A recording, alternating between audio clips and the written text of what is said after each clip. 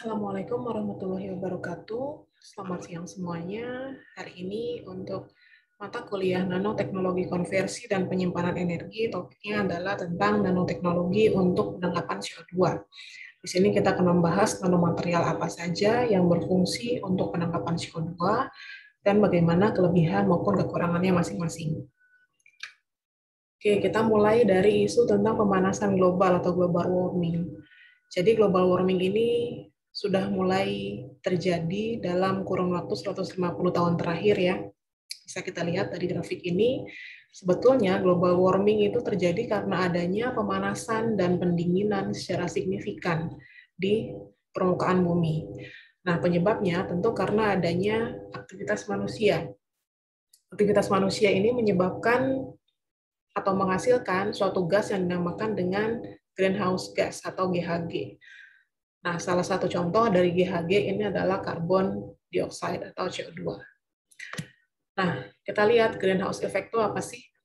Greenhouse effect atau efek rumah kaca itu adalah suatu proses di mana energi matahari itu masuk ke dalam atmosfer bumi dan akhirnya memanaskan bagian dari permukaan bumi dan bagian atmosfer. Dan dia juga disebabkan karena adanya greenhouse gas. Nah, fenomena ini sebetulnya sangat alami terjadi. Ini pasti akan terjadi ya. Tetapi prosesnya itu akan dipercepat dengan adanya greenhouse gas itu yang dihasilkan dari aktivitas manusia atau antropogenik. Sehingga proses keluarnya energi, dilepasnya energi keluar bumi itu menjadi sulit dan terperangkap di antara atmosfer dan permukaan bumi. Nah, apa aja sih greenhouse gas itu? Ada uap air ya, H2O, kemudian ada CO2, ada metan, ada nitrous oxide, dan ada beberapa senyawa kimia seperti CFC. Nah, ini adalah kontribusi dari masing-masing GHG, greenhouse gas, dalam proses global warming ya. Secara umum, global warming itu disebabkan 60% karena adanya uap air. Kemudian 20% oleh CO2, 10% oleh metan, 5% oleh ozon, dan senyawa kimia lainnya 5% seperti CFC. Tetapi kalau kita lihat secara lebih detail, itu GHG yang disebabkan oleh aktivitas alami ataupun aktivitas manusia itu proporsinya jauh berbeda. Kita lihat greenhouse gas yang ada di atmosfer akibat aktivitas alami. Itu disebabkan oleh 95% uap air, kemudian CO2-nya 3,6%, dan lainnya 1,4%.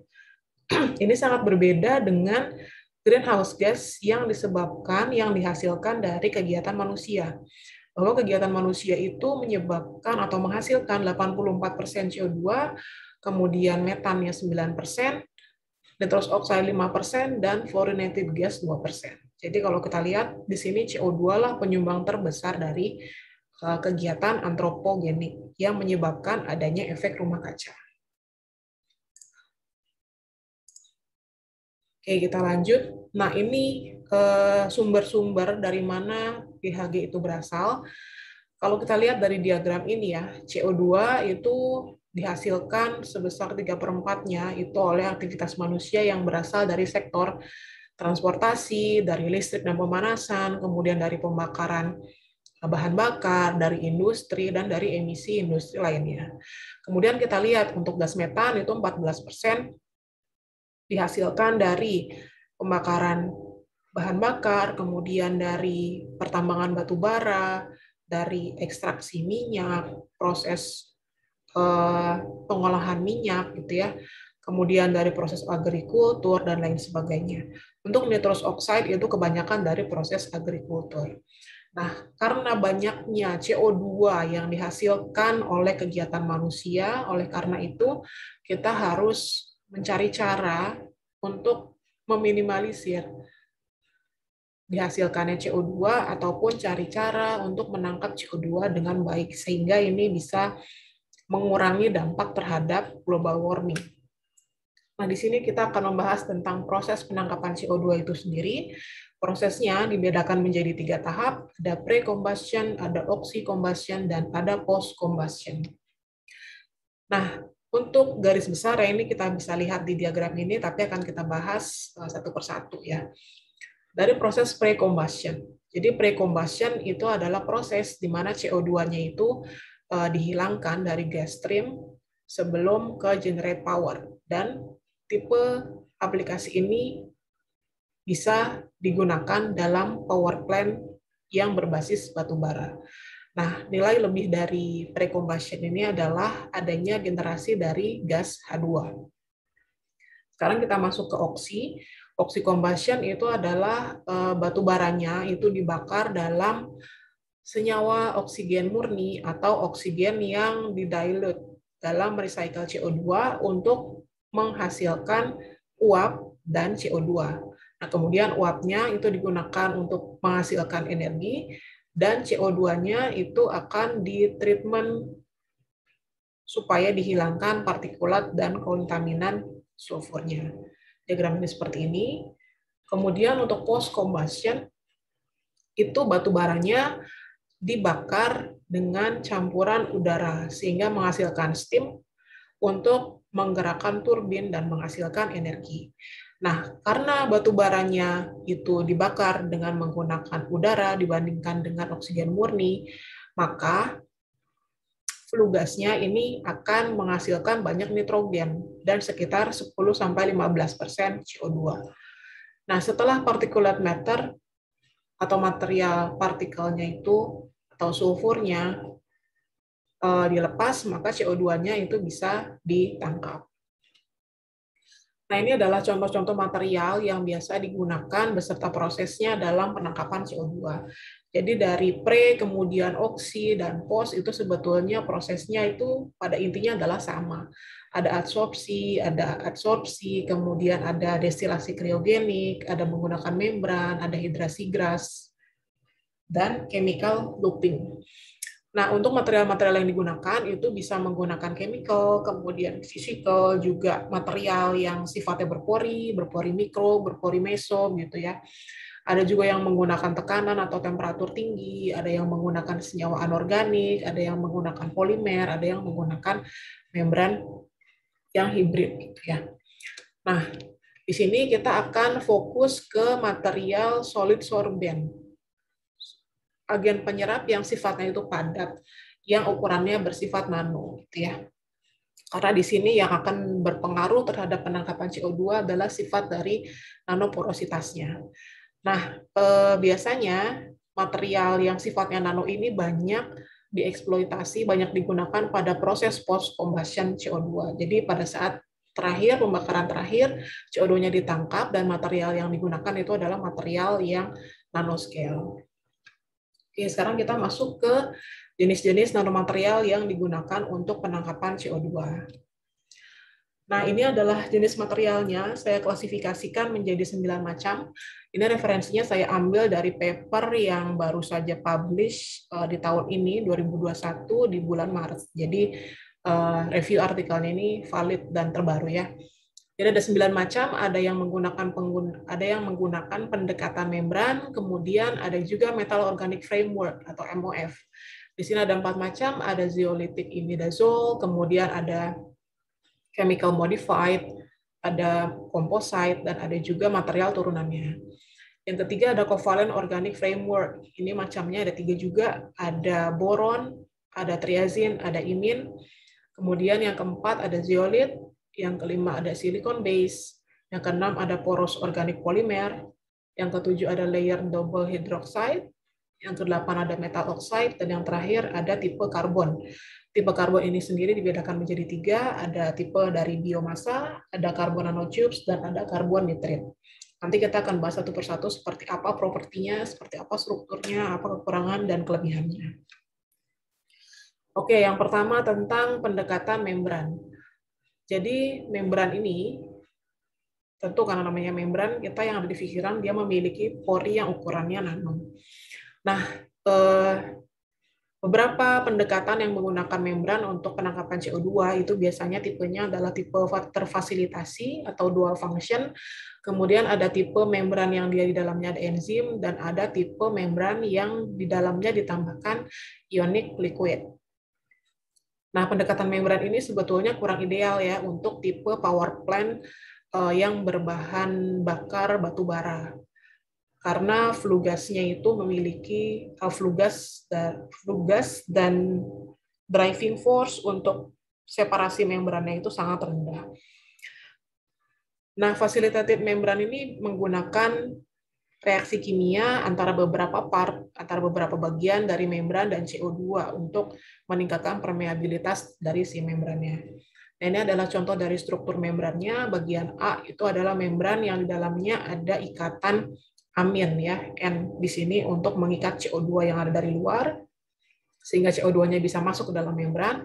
Dan yang tipe kedua ini adalah tipe membran yang dia memiliki solubilitas yang tinggi terhadap CO2. Biasanya di sini ada ditambahkan senyawa tertentu di permukaannya seperti ionic liquid. Nah, untuk limitasi dari tipe membran ini yaitu bahwa membran ini harus selalu dijaga dalam keadaan basah gitu ya. Nah, adanya kehilangan air di salah satu sisi membran itu dia akan menonaktifkan dari bikarbonat sehingga CO2-nya akan sulit masuk ke dalam membran. Kemudian juga sulit untuk membentuk sisi yang permeabel dari membran itu sendiri, sehingga dia untuk driving force dari CO2-nya masuk dalam membran ini cenderung rendah. Nah, ini bisa diatasi dengan adanya pemasangan vakum pada sisi yang permeabel. Tetapi dengan adanya vakum ini menyebabkan salah satu sisi dari membrannya tentu akan cepat kering. Nah, akhirnya juga harus ada tambahan, yaitu berupa penambahan uap gitu ya. Nah, ada cara lainnya untuk mengatasi permasalahan ini dari membran, yaitu dengan penambahan ionic liquid ya, di mana CO2 ini biasanya sangat soluble, sangat larut, memiliki kelarutan yang tinggi dalam ionic liquid. Kalau yang belum tahu ionic liquid itu apa, ionic liquid itu adalah garam dengan titik didih di bawah garam dengan titik leleh di bawah titik didih dari air, atau dia garam yang berada dalam kondisi cair di temperatur di bawah 100 derajat. Nah, biasanya ionic liquid ini dia terdiri dari kombinasi antara kation organik dan anion organik maupun anorganik. Kekurangannya tentu karena dia sebetulnya garam dalam bentuk cair, maka dia viskositasnya akan tinggi. Oke, kita masuk ke tipe yang kedua, Metal Organic Framework atau MOF. Ini adalah struktur dari MOF. Nah, dari kata-katanya sendiri, Metal Organic Framework artinya dia adalah suatu material kristal yang terdiri dari ligan organik dan metal ion atau ion cluster. Ingat ya, metal organik, berarti metal dan organik. Nah, tipe metalnya itu bisa divalen, bisa trivalen, atau tetravalen. Nah, MOF ini juga banyak diaplikasikan untuk penangkapan CO2 karena memiliki sifat organisasi performance yang cukup baik. Dia memiliki luas permukaan yang tinggi, kemudian ukuran porinya itu bisa diatur, kemudian porositasnya bisa sampai 90%, kristalinitasnya dia tinggi, kemudian permukaan dalam performansinya juga bisa diatur gitu ya, dan strukturnya juga bisa dikontrol. Nah, ini adalah tipe-tipe MOF, jadi ada tipe zeolitik imidazol, yang di dalamnya ada gugus imidazolnya ya, ada gugus N-nya. Kemudian kationnya itu berupa Zn, jadi Zn dengan imidazol, sehingga menghasilkan zeolitik imidazol framework. Nah, ZIF ini sifatnya sama seperti zeolite aluminosilikat. Nah, karena dia strukturnya itu merupakan gabungan dari MOF dan zeolite, biasanya sifatnya juga merupakan gabungan dari MOF dan zeolite ya. Dia memiliki surface area yang bagus, kristalinitas tinggi, dan lain sebagainya. Nah, ZIF ini biasanya banyak digunakan dalam proses pemisahan gas dan juga untuk penyimpanannya. Nah, paper yang menyebutkan bahwa ZIF ini sudah dilakukan dalam percobaan skala pilot dan ternyata bisa menangkap CO2 sebanyak 92% ya. Kemudian tipe yang kedua yaitu chemical modified. Nah, sesuai dengan namanya, dia itu MOF yang dimodifikasi secara kimia. Jadi ada zat kimia tambahan yang ditambahkan ke MOF. Contoh zat kimianya adalah jenis TEPA ini. TEPA itu adalah tetraetilen pentilamin, yang dia fungsinya untuk menambah performansi absorpsi dari CO2 di permukaan partikelnya. Oke, nah kemudian jadi karena adanya TEPA ini ya, tanpa TEPA CO2 bisa ditangkap ke pori-porinya MOF. Tetapi dengan adanya TEPA, CO2 ini tidak cuma berada di pori-porinya, tetapi juga dia bisa ditangkap oleh permukaannya. Kira-kira seperti itu. Yang tipe ketiga adalah komposit. Tipe komposit ini dia memiliki kekurangan bahwa dia sensitif terhadap kelembaban, kemudian dia stabilitas thermal dan chemicalnya dia cenderung lemah ya. Nah, tetapi untuk menangani hal ini sudah banyak dilakukan dengan modifikasi, misalnya dengan penambahan metal nanopartikel, kemudian polimer organik, ada graphene oxide, ada karbon nanotube gitu ya. Fungsinya tentu untuk meningkatkan penyerapan dari CO2-nya itu sendiri. Nah, contohnya menggunakan metal oksida seperti MgO dan ZnO. Nah, ini adalah contoh material MOF composite yang sudah dimodifikasi dengan metal oxide. Di sini contohnya dengan menggunakan MgO. Bagian yang hitam itu adalah MgO yang dimodifikasi pada ZIF. Kemudian yang abu-abu ini adalah MgO dan ZIF tanpa adanya modifikasi, gitu ya. Jadi kita lihat bahwa adanya modifikasi metal oxide pada MOF ini menunjukkan kapasitas penyerapan CO2 yang semakin tinggi atau bahkan bisa signifikan ya 2 kali lipat dibandingkan dengan MOF-nya itu sendiri. Oke, tipe yang selanjutnya adalah tipe turunan dari MOF. Contohnya adalah dengan menggunakan molekul tertentu gitu ya. Ada yang menggunakan karbon, ada yang menggunakan silika dan lain sebagainya. Ini tipe turunan. Oke, tipe yang ketiga adalah covalent organic framework atau COF. Kalau dari namanya, covalent ini adalah suatu kelas yang baru ya, framework baru, dia dibentuk dari ikatan kovalen antara organik dan linkersnya. Nah, biasanya dia terbentuk dari elemen yang sifatnya ringan seperti H, B, C, N, dan O. Kemudian dia biasanya dia bisa digunakan sebagai platform yang ideal untuk menangkap CO2. Karena COF ini dia memiliki segala keuntungan dari MOF dalam menangkap CO2, kemudian dia stabilitasnya bagus, dia bisa digunakan kembali ya. Kemudian untuk pori-porinya juga bisa diatur ukurannya dan secara struktur dia stabil. Nah, tipe-tipe COF ini dibedakan menjadi 3 ya, berdasarkan pada struktur dimensi dan bukaan dari porinya. Itu ada grup 1, ada grup 2, dan grup 3. Grup 1 itu memiliki struktur 2 dimensi dengan 1 dimensi mikropor. Contohnya adalah COF 6 dan COF 1 ya. Kemudian grup 2 dia memiliki bukaan yang lebih besar, jadi dia mesopor. Kemudian grup 3 dia memiliki pori yang 3 dimensi dengan ukuran medium. Nah, kemudian penangkapan CO2-nya untuk material ini itu tergantung pada ukuran pori dibandingkan dengan luas permukaan ataupun volumenya. Jadi apa yang membuat dia bisa menangkap CO2 lebih baik itu tergantung pada ukuran porinya ya, bukan dari luas permukaan atau volume dari pori. SABET ini adalah Surface Area BET. BET ini adalah suatu alat yang digunakan untuk mengukur luas permukaan dari suatu material. Tipenya ada boron based, ada imine based, dan ada triazine based. Kalau strukturnya masing-masing bisa lihat di sini ya. Boron di sini ada boronnya, imine di sini gugus N rangkap ganda, kemudian untuk triazine di sini N-nya triple ya. Nah, tipe boron ini dia memiliki kelebihan yaitu kristalinitas yang bagus, kemudian memiliki density yang rendah, kemudian dia SABET-nya besar, thermal stability dan strukturalnya juga dia bagus. Kemudian untuk tipe yang kedua, triazin. Triazin struktur seperti ini ya.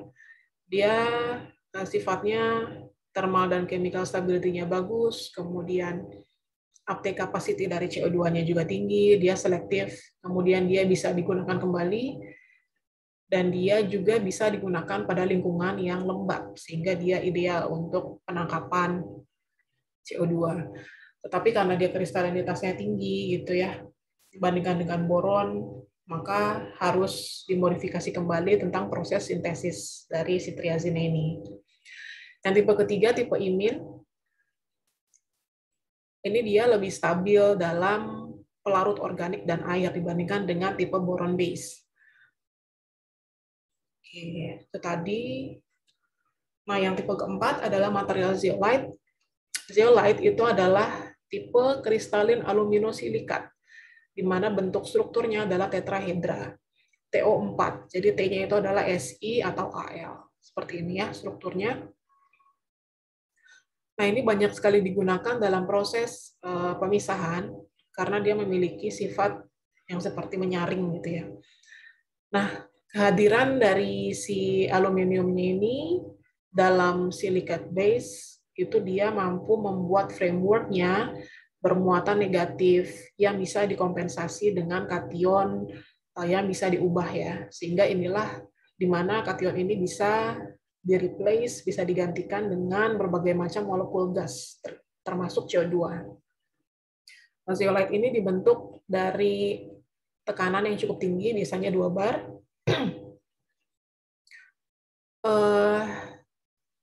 Sifat fisikal dari absorpsinya itu biasanya dipengaruhi oleh interaksi antara molekul CO2 dan gaya listrik yang dihasilkan oleh muatan kation.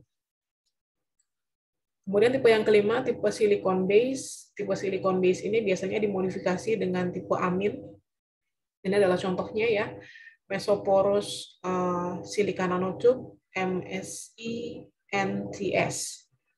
Ini yang sudah dimodifikasi dengan amin, dan akhirnya CO2-nya itu mampu terikat lebih banyak dibandingkan dengan tanpa adanya modifikasi.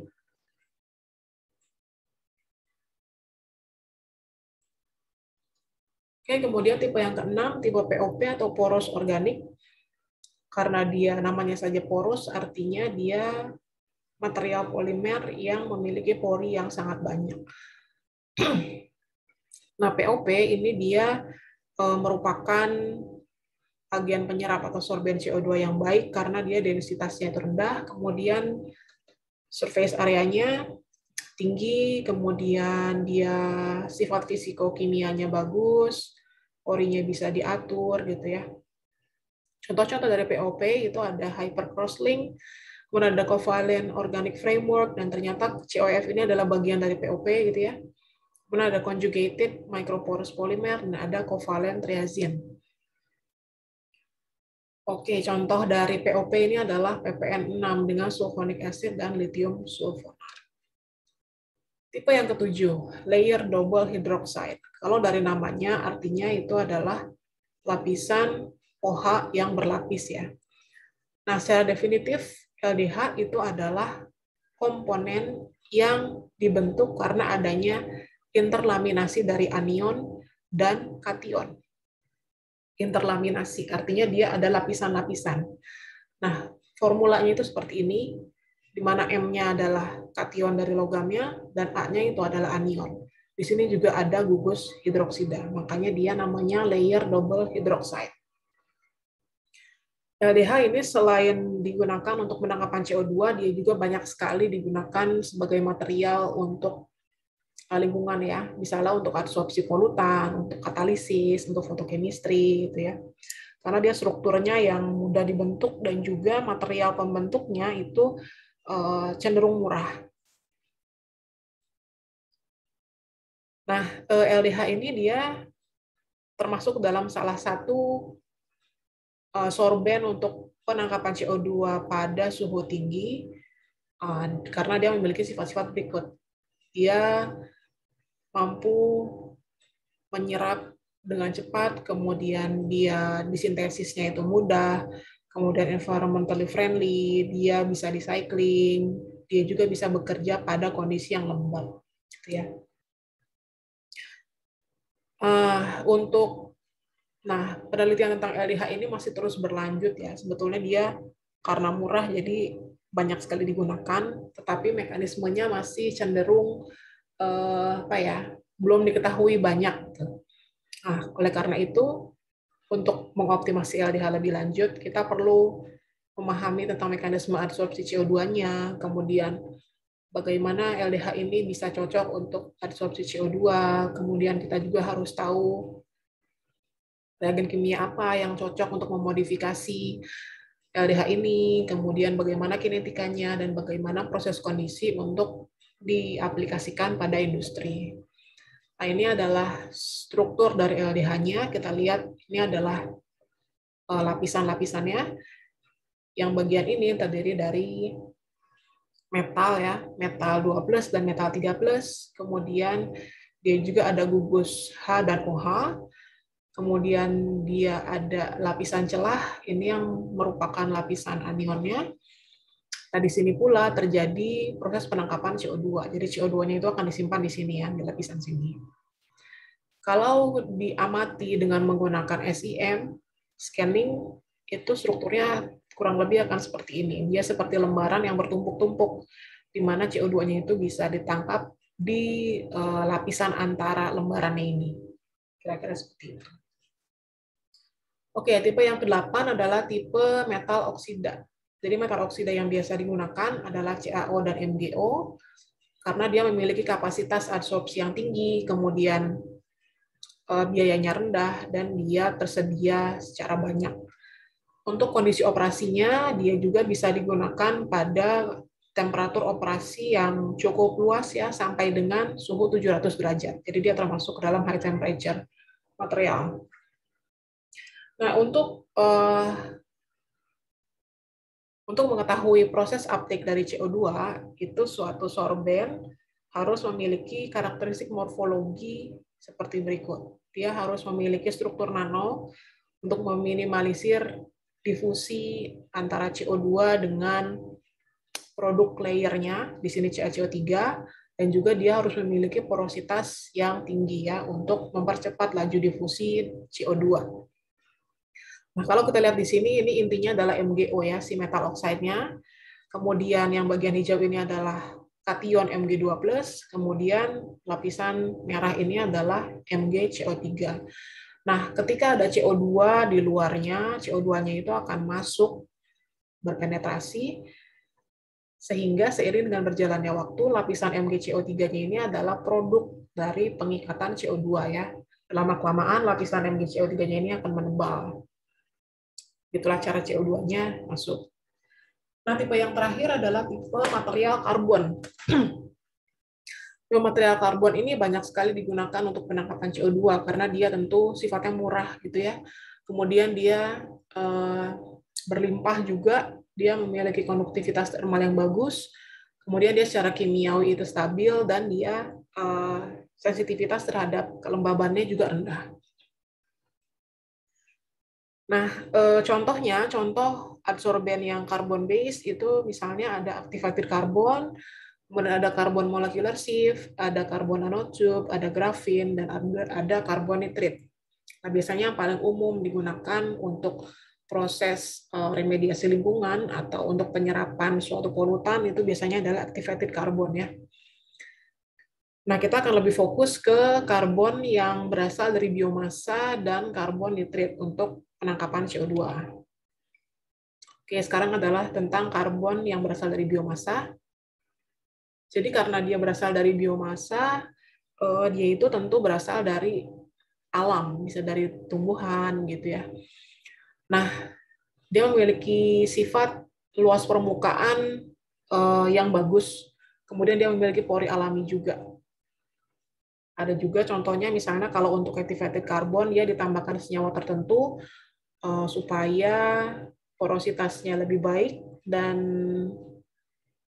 penangkapan terhadap CO2-nya juga bisa lebih banyak. Nah, contoh dari biomass base itu adalah pyrogenic carbon. Pyrogenik karbon itu adalah material karbon yang dibentuk melalui proses pembakaran. Contohnya seperti batu bara, kemudian biochar, agrichar, ada carbonized biomass, dan ada pyrogenik karbon material. Nah, ini semuanya banyak digunakan dalam proses remediasi lingkungan, kemudian proses sekuestrasi karbon, dan juga proses perbaikan dari tanah. Contoh lainnya, karbon yang digunakan dari biomas itu adalah cangkang gabah ya, rice husk. Kemudian ada juga crab shell dari cangkang kerang, ada juga dari coconut shell, cangkang kelapa, dan lain sebagainya. Nah, ini carbon nanotubes. Jadi sesuai namanya, karbon ini memiliki struktur silinder ya. Dia memiliki properti yang unik karena dia di dalamnya ini kosong, hollow, kemudian dia secara thermal dan chemical stabilitasnya dia bagus dan porinya itu besar.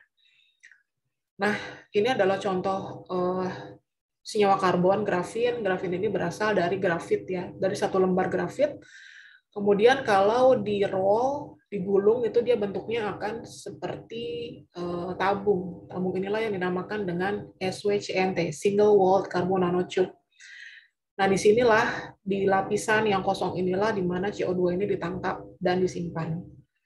Nah, ketika dia berada dalam lapisan yang banyak, dia akan membentuk multi-walled. Jadi dia ada silinder dalam silinder gitu ya. Tetap di lapisan yang kosong inilah di mana CO2-nya dia bisa terperangkap. Kira-kira seperti itu. Oke, tipe yang ketiga ada carbon nitride. Nah, kalau kalian ingat, pernah di kuota semester lalu ya, Dr. Chitipon dari Jepang, itu dia membuat material 2 dimensi fotokatalis. Nah, ini adalah contoh material yang beliau sintesis, yaitu tipe grafin C3N4. Jadi adalah tipe karbon yang diikat oleh nitrogen atom melalui ikatan kovalen.